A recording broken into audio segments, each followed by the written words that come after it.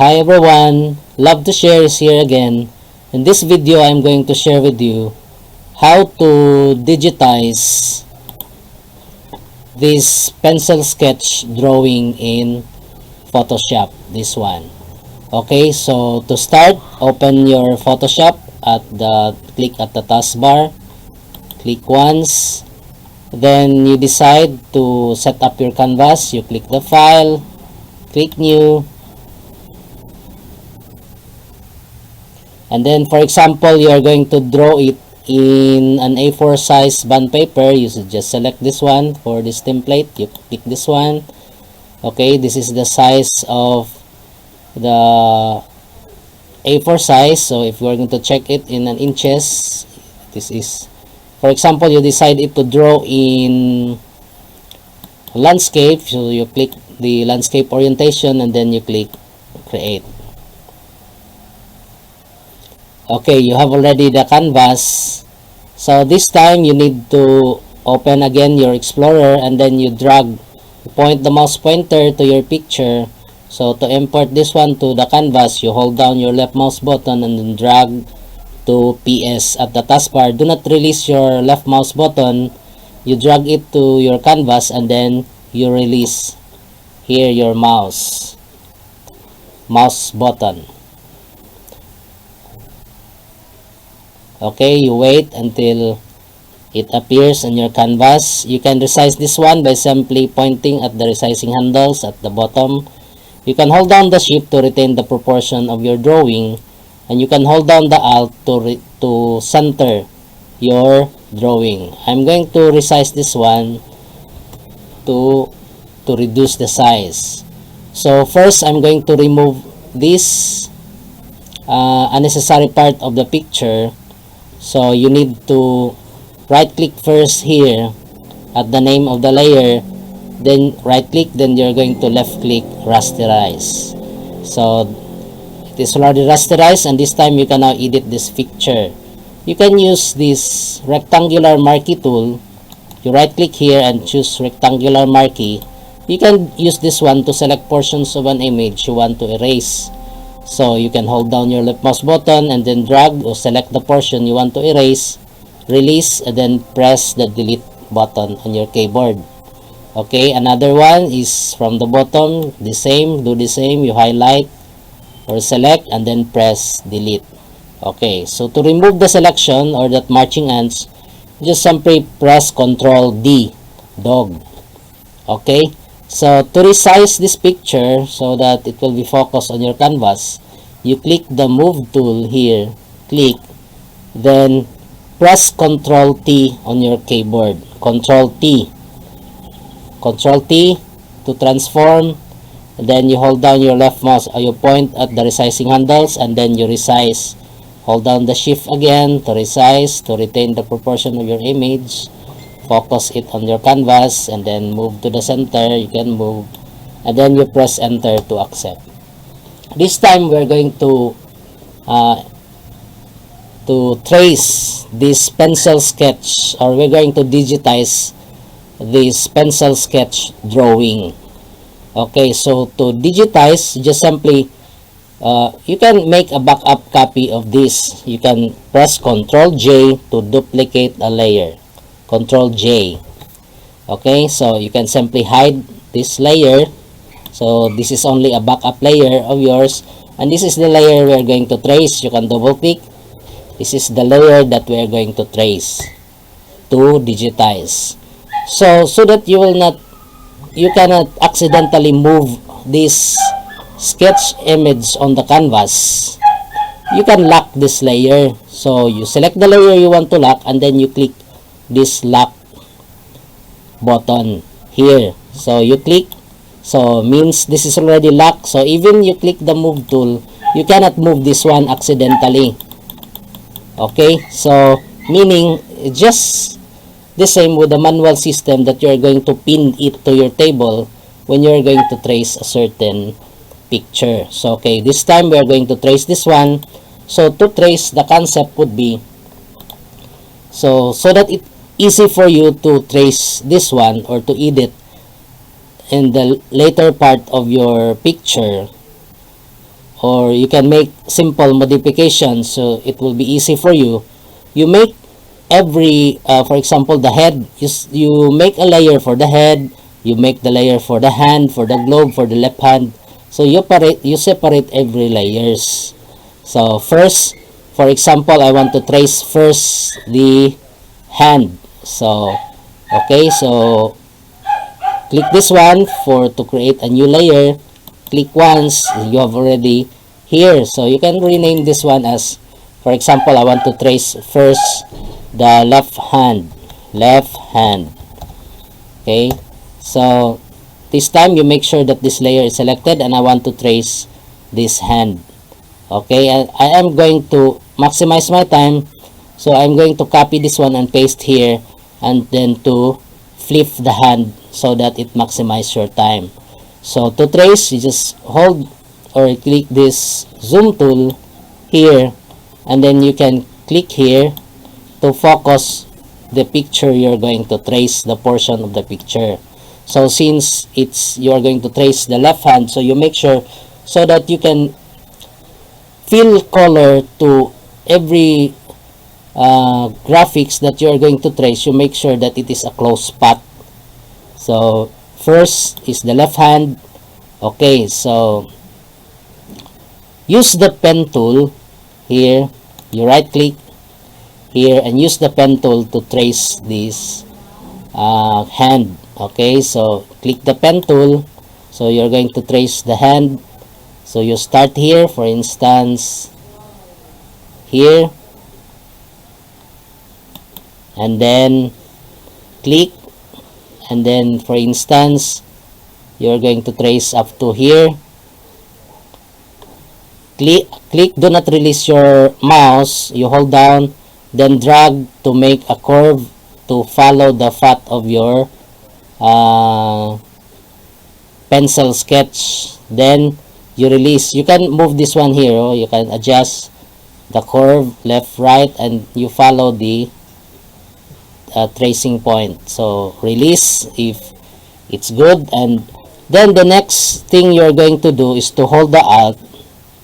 You take note this one because you're going to do this repeatedly. So you hold your alt and then you click this node so that it will not, the next time you're going to make a curve, so it follows the tracing pencil. So hold down the alt and then click the node and then next curve.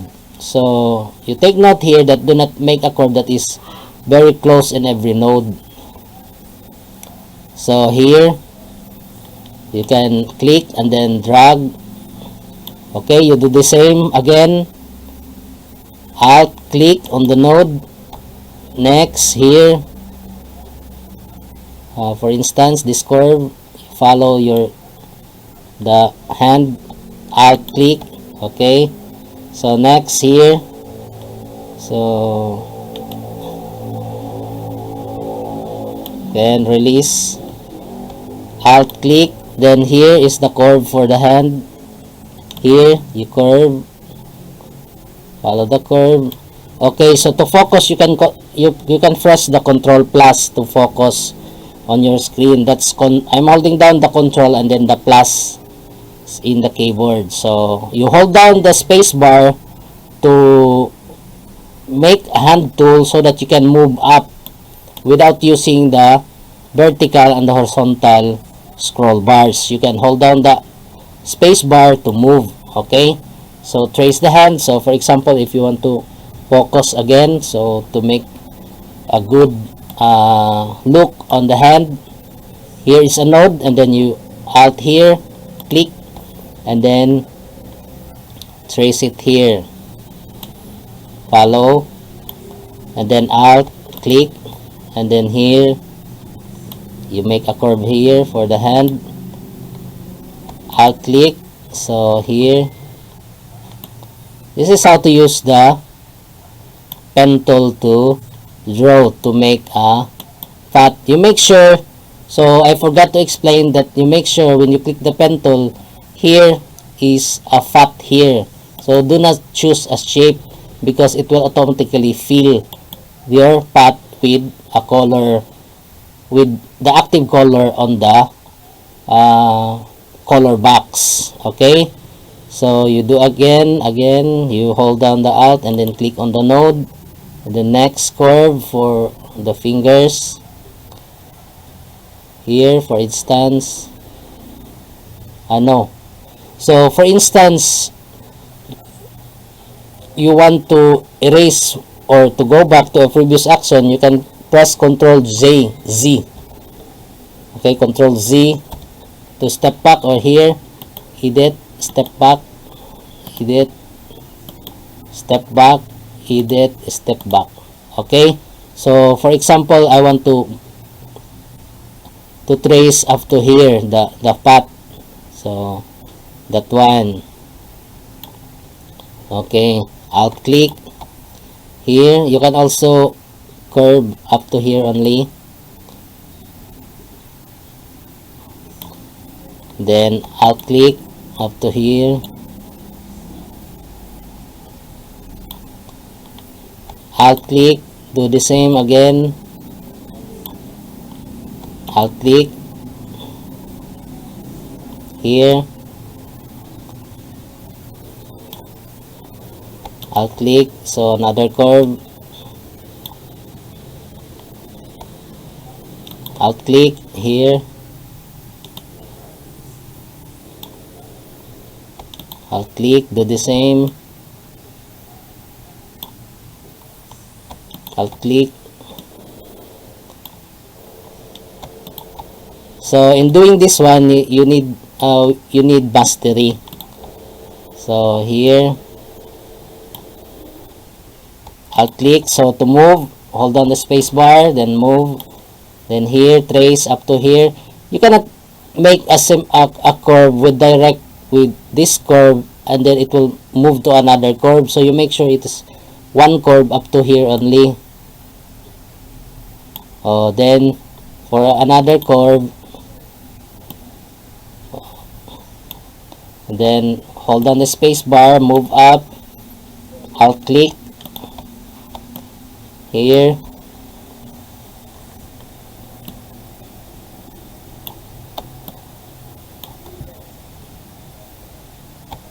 alt click. So you can zoom out by pressing Ctrl minus here up to this curve. Okay, so you alt click here and then you point here. So now it's already a closed curve. So that one. Okay, so to make or to fill this spot with a color, you just simply right click anywhere inside this spot, you right click and then you make a selection, and then you click OK. So you make sure you can as is this 0 and then you click OK.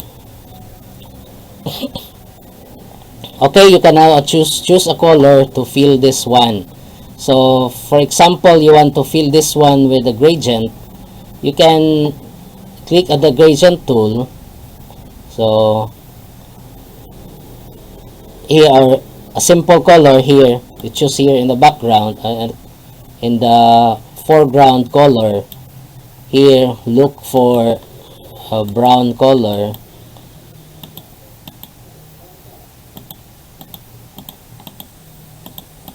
Okay, for example, this one, this active color here, you click OK. So to fill this one with this color, you take note, you can press Alt backspace. You hold down the Alt and then press the backspace on your keyboard. Oh no, edit, step back. So to fill this one, you need to inverse the selection since the outside of the selection has been filled with color. So to invert that one, you click select and then you click inverse here. Okay, so you have already inversed the selection, which the selection is inside the hand. You can now press again the Alt backspace. Okay, it already fills the hand with brown color. So you press Ctrl D to deselect, Ctrl D. Okay, so you have already. So again, if you are going to make a line, a black line outside of this hand, you can right click here at the hand, at the name of the hand or name of the layer. You can go to blending options. Okay, you can choose a stroke here, stroke. So the same in putting a stroke on a text or an image. So you choose a color of the stroke, so you click the stroke name here. Okay, so since this is white, you click here and you change it to black.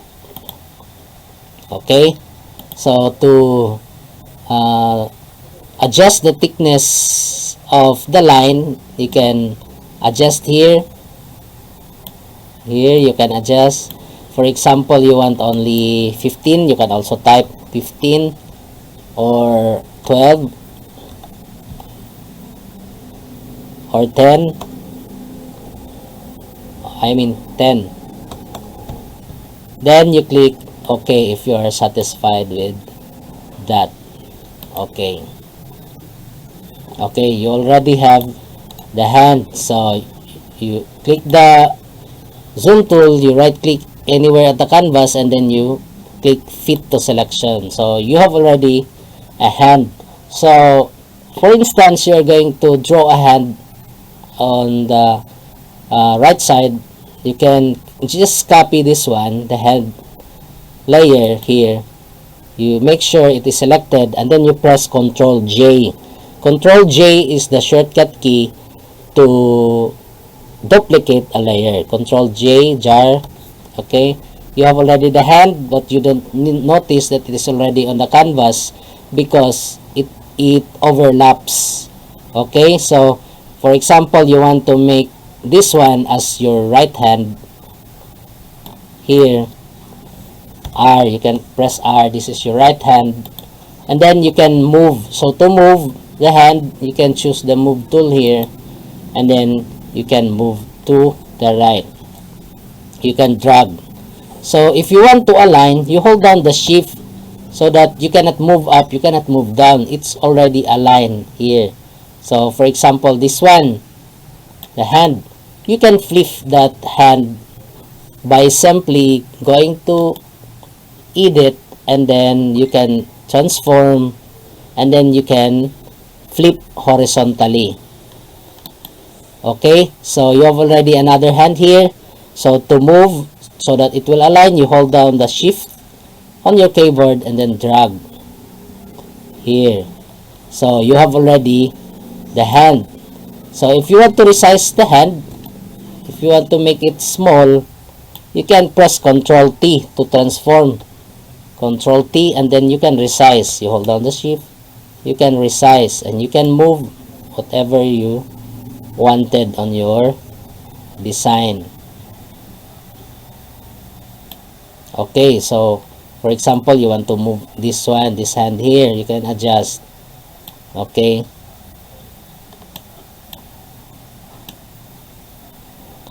okay, then you can press enter to accept. For example, if you want to cut a portion of the hand for the right hand here, so you can use this rectangular marquee tool, and then you can select. You make sure that the right hand is selected. You can here you can select, and then you can press delete so that it will cut. Ctrl D to deselect. So you can adjust again. You can press Ctrl T, and then you can move to adjust the hand, and then you can press enter if you are satisfied with that hand. Okay, so that is how to trace pencil sketch on your in Photoshop. So if you want to make this globe, you can simply click a new layer here. For instance, you want to make a globe, enter.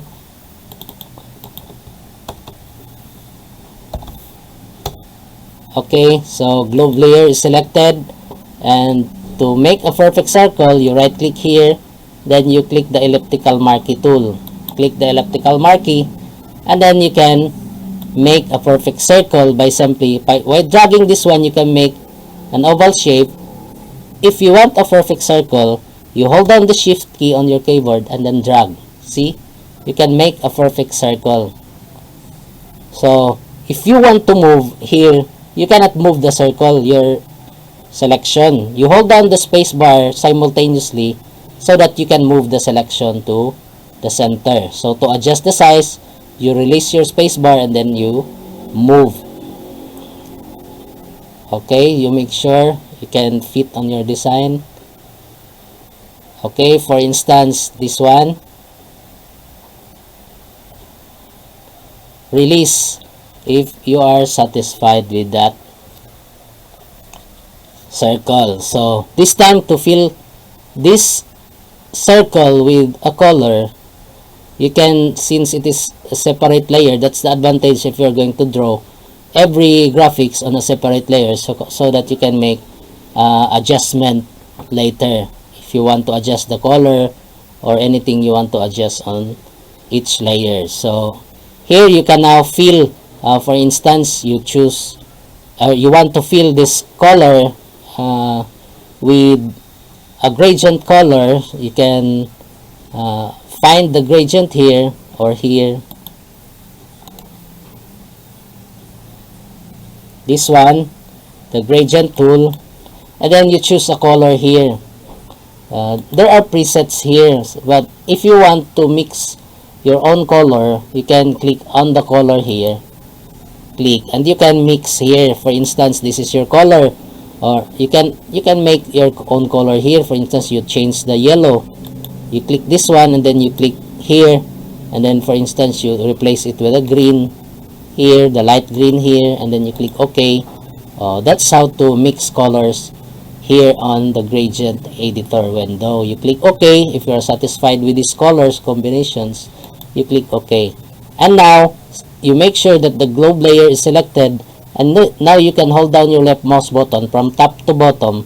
Since you have a selection, it will fill only your selection of the color. And this time, at the property bar, you can see this radial gradient. So you can also use the linear gradient. So you can see it's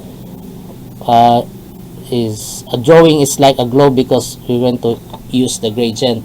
So if linear, you can see, that's the difference between linear and globe. So for instance, you want a globe here, a gradient. So that, okay, so for example, that's what you want, and then you press Ctrl D to deselect, and then now it's now stacking graphics, or you can rearrange the layers here. So we are going to resize the layers palette so that we can view all the layers, maximize the layers we can view. We can rearrange this one, and you can move this by holding down your left mouse button, the globe, at the bottom of your hand, so that the hand will not be covered with the globe. See, so you have already that one. So, and now you can now adjust the hand here.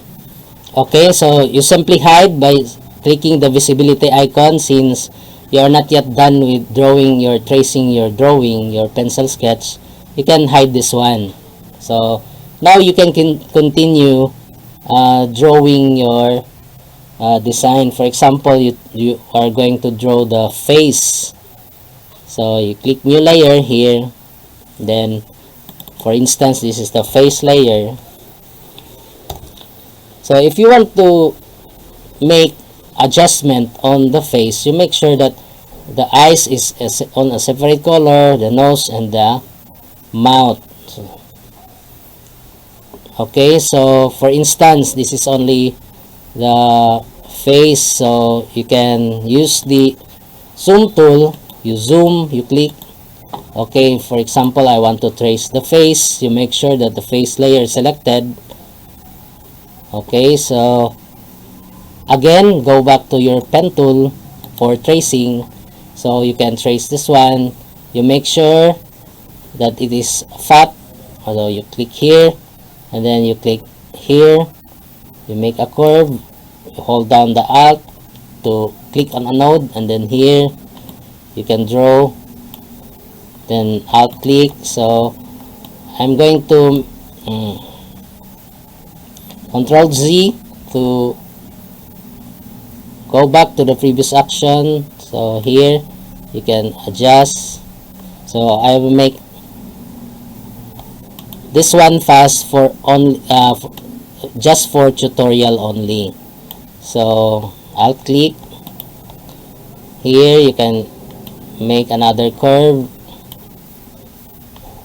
I'll click, do the same.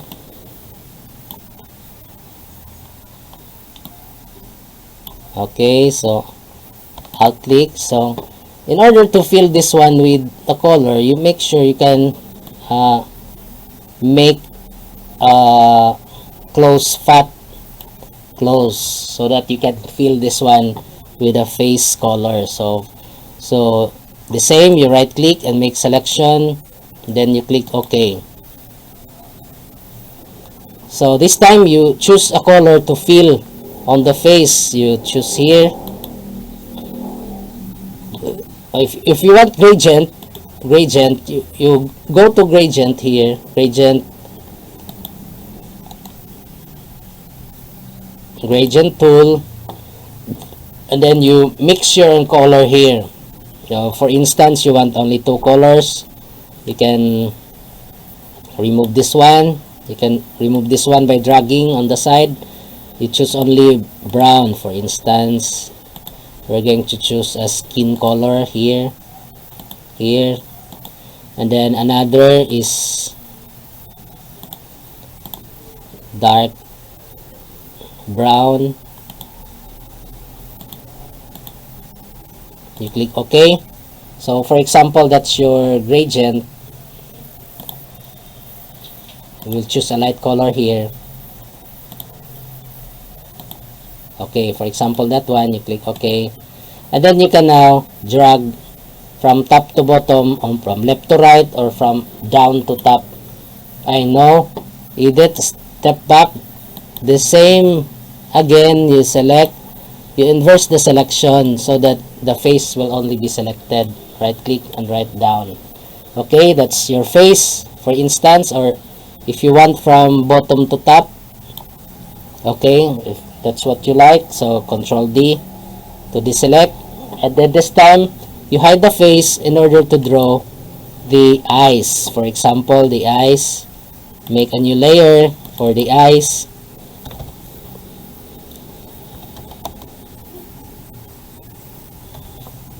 Okay, your eye one, so zoom tool to focus the eye. So you can make or use the pen tool to sketch the eye, or you can click and then make a curve, and then alt click on a node and then click here, and then you make a close path here, close here. Okay, now you can right click and make selection, then you click OK. So if you want a black color, you can fill this one with a black color here at the color box. You click here and then you choose black and then you click OK. And then alt backspace is to fill the selection with a foreground color. Since the foreground color is black, you alt backspace. No, edit, step back, you inverse it again, step back, you select and then inverse the selection, and then alt backspace. Okay, then Control D to deselect. So if you want to copy the eye to put on the other eye, you can press Control J to duplicate the layer. Control J, so you have already the copy of the eye. To move tool, you can move here. So if you want to transform, to flip the eye, so you can transform and then click the flip horizontal. So Control T to rotate or to transform, and then you adjust here. Okay, and then you click OK. For instance, that's your eye one, or separate layer. Next, you draw the nose. Okay, so to draw the nose, you make a new layer for the nose here. Nose. If you are done drawing this or tracing this, you can actually animate this one in Photoshop. So since it is a separate layer, you make a pen tool and then trace your drawing here. I'll click to make a node here.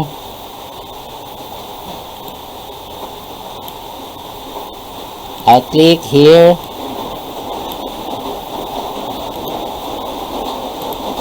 Okay, make a good curve on your drawing, then here, and this is how to digitize actually pencil sketch drawing, or you can use this one in digitizing our learning resources. Right click and make selection, and then you click OK, and then you fill this one with a black color. So you hold down the Alt and then backspace. If you press backspace, the same again, you did step back, you make sure, do not forget to select and inverse the selection. So Alt, backspace to fill that one with a black color. So now you can trace the mouth. So make a mouth here, then enter, then draw the mouth with the pen tool. So here, you can click here, and then you can click and you can simply that one, and then for instance you click here, and then you can simply draw the mouth. Okay, right click and then make selection. Arang na kao yan. Okay, Alt, backspace, or do not forget, select, inverse, and press Alt, backspace, since the background or the foreground color is black. So Control D to deselect, and then now you can now right click and fit on selection. So you have already the face. So now you can display or reveal his face by clicking the visibility icon. Okay, you have already the face, but without the black outline. So to put a black outline, you can simply do the same again. Right click, blending options, and then you click the stroke, and then you turn black. That's okay. Okay, so that's how to trace our pencil sketch drawing, and we can now enhance the drawing after tracing. So here, if we display this one, you have already started drawing your pencil sketch, and this is actually the technique on how to digitize learning resources and to trace pencil sketch drawing. So after you draw, you hide this one, you hide this lock layer, you unlock first so that you can hide, unlock, and then if you are done all tracing those graphics, you hide this trace drawing, and now you are actually doing your tracing. Okay, so after you draw, you can actually, for instance, if there are, so for instance, I want to here, so that it will be nice to see if there are hole. For instance, here I want to delete here portions here. Okay, so I want to 3D this one, to convert into 3D. So to convert this one into 3D, you save first this one. You save first this one with your backup, so that after you do the 3D, you have still your fully layered, for instance, 3D model. Okay, so you save it on local disk D, for instance. You save, then you click OK. So that's PSD. So for instance, I'm going to merge all the layers so that I can make this one a 3D drawing. So in your drawing, you just simply complete all the graphics you draw. So click the shift here up to the last layer, and you can press Ctrl E, eagle. So it's already a merged layer now. You can double click to unlock this layer. to remove the slack. Okay, this time you can now make a 3D of your drawing. So you hold down the control and then click this graphics here, control D na puti, just undo first, edit, step back,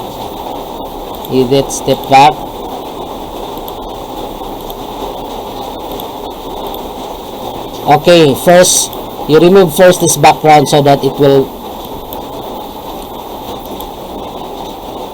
be no white background when you merge all the layers. So click the top layer and then click the bottom layer, hold down the shift while clicking, and then press Ctrl E.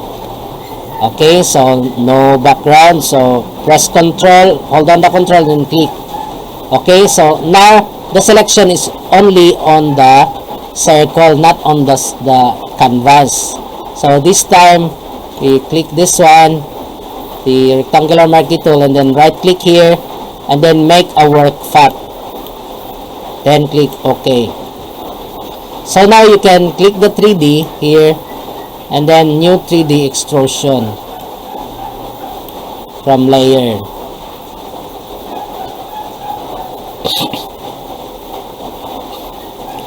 Okay, this time you are already in a 3D layer.